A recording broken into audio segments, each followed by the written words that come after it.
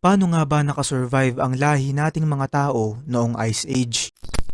Mga kaibigan, itinuturing ang Ice Age bilang isa sa pinakamahirap na panahon upang mabuhay.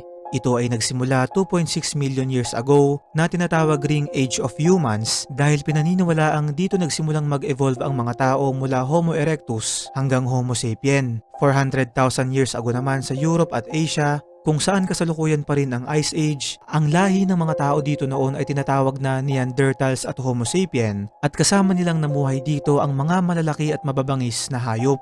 Kasabay nito ay ang napakalamig na klima at kakulangan sa pagkain, kaya naman ang pag-survive ng ating lahi sa panahon na to ay itinuturing ng iba bilang the greatest achievement of humans.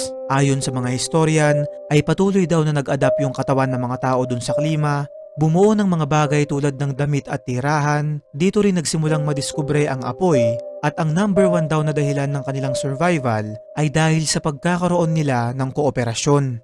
Kung titignan naman natin ang ilang teorya tungkol dito, ay tinulungan daw tayo noon ng isang lahi ng mga alien na tinatawag na Anunnaki na siyang nagturo sa konsepto ng lengguwahe at iba pang kaalaman upang mabuhay.